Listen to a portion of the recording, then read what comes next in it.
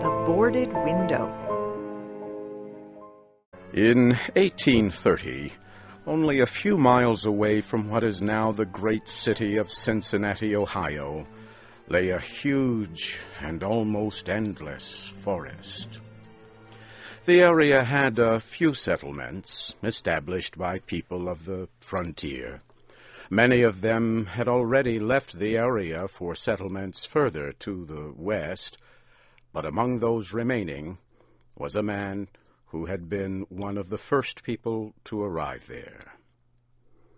He lived alone, in a house of logs, surrounded on all sides by the great forest. He seemed a part of the darkness and silence of the forest, for no one had ever known him to smile or speak an unnecessary word.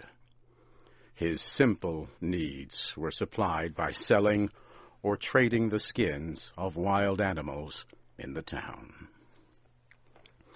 His little log house had a single door. Directly opposite was a window. The window was boarded up. No one could remember a time when it was not, and no one knew why it had been closed.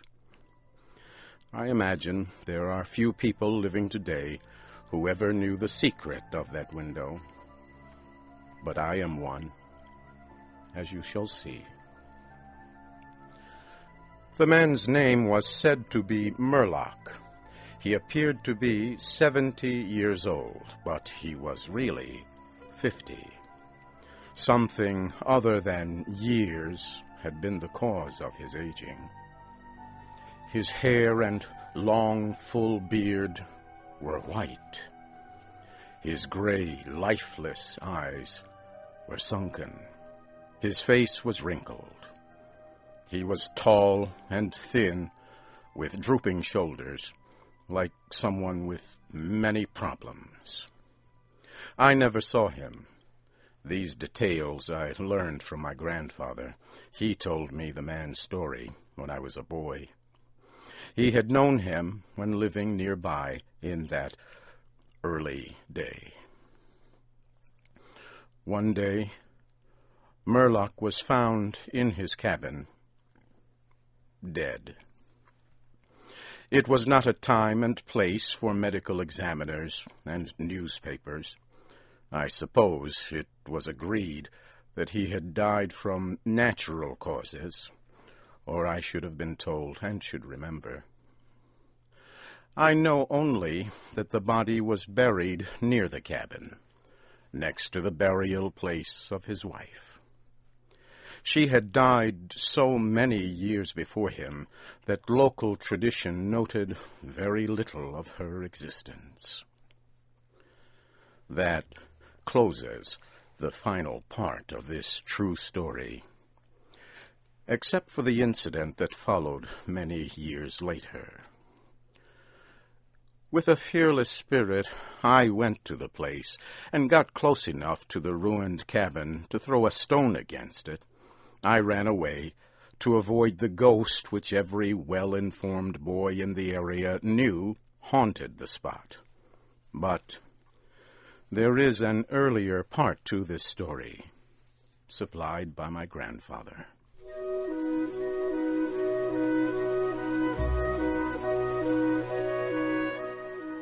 When Murlock built his cabin, he was young, strong, and full of hope. He began the hard work of creating a farm. He kept a gun, a rifle, for hunting to support himself. He had married a young woman in all ways worthy of his honest love and loyalty. She shared the dangers of life with a willing spirit and a light heart.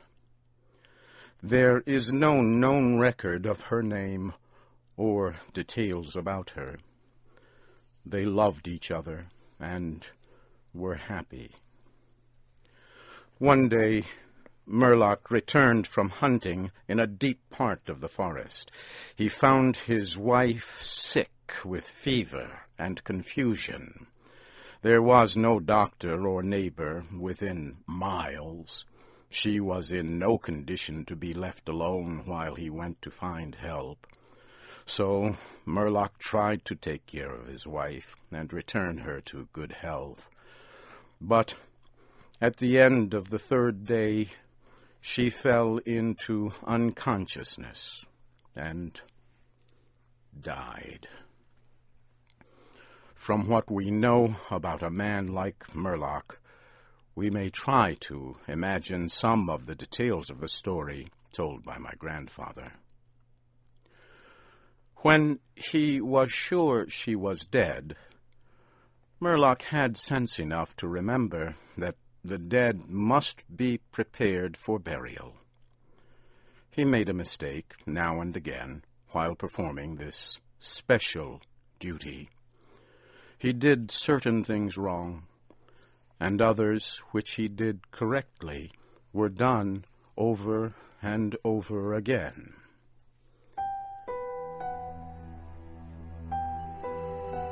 He was surprised that he did not cry, surprised and a little ashamed. Surely it is unkind not to cry for the dead. "Tomorrow," he said out loud, "I shall have to make the coffin and dig the grave, and then I shall miss her when she is no longer in sight. But now, she is dead, of course. But it is all right. It must be all right somehow. Things cannot be as bad as they seem." He stood over the body of his wife in the disappearing light. He fixed the hair and made finishing touches to the rest. He did all of this without thinking, but with care. And still through his mind ran a feeling that all was right, that he should have her again as before, and everything would be explained. Murlock had no experience in deep sadness. His heart could not contain it all. His imagination could not understand it. He did not know he was so hard struck. That knowledge would come later and never leave. Deep sadness is an artist of powers that affects people in different ways. To one it comes like the stroke of an arrow, shocking all the emotions to a sharper life. To another it comes as the blow of a crushing strike. We may believe Murlock to have been affected that way. Soon after he had finished his work, he sank into a chair by the side of the table upon which the body lay. He noted how white his wife's face looked in the deepening darkness. He laid his arms upon the table's edge and dropped his face into them, tearless and very sleepy. At that moment, a long screaming sound came in through the open window. It was like the cry of a lost child in the far deep of the darkening forest, but the man did not move. He heard that unearthly cry upon his failing sense, again and nearer than before. Maybe it was a wild animal, or maybe it was a dream, for Murlock was asleep.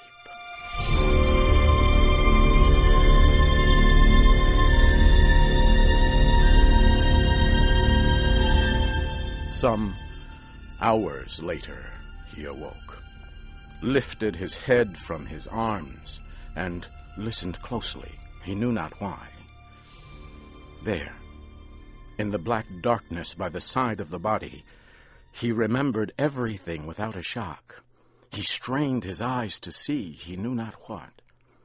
His senses were all alert. His breath was suspended. His blood was still as if to assist the silence. Who, what had awakened him, and where was it? Suddenly the table shook under his arms.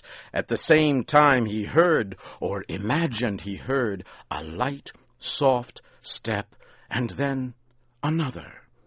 The sounds were as bare feet walking upon the floor. He was afraid beyond the power to cry out or move. He waited, there in the darkness, through what seemed like centuries of such fear. Fear as one may know, but yet live to tell. He tried, but failed to speak the dead woman's name. He tried, but failed to stretch his hand across the table to learn if she was there. His throat was powerless. His arms and hands were like lead. Then something most frightful happened. It seemed as if a heavy body was thrown against the table with a force that pushed against his chest. At the same time, he heard and felt the fall of something upon the floor. It was so violent a crash that the whole house shook. A fight followed, and a confusion of sounds impossible to describe. Murlock had risen to his feet. Extreme fear had caused him to lose control of his senses. He threw his hands upon the table. Nothing was there. There is a point at which fear may turn to insanity, and insanity incites to action. With no definite plan, and acting like a madman, Murlock ran quickly to the wall. He seized his loaded rifle and, without aim, fired it. The flash from the rifle hit the room with a clear brightness. He saw a huge, fierce panther dragging the dead woman toward the window. The wild animal's teeth were fixed on her throat. Then there was darkness, blacker than before, and silence.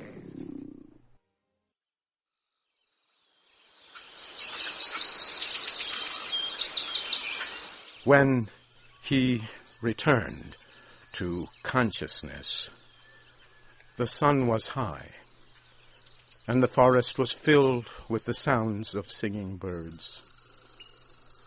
The body lay near the window, where the animal had left it when frightened away by the light and sound of the rifle. The clothing was ruined. The long hair was in disorder. The arms and legs lay in a careless way, and a pool of blood flowed from the horribly torn throat. The ribbon he had used to tie the wrists was broken.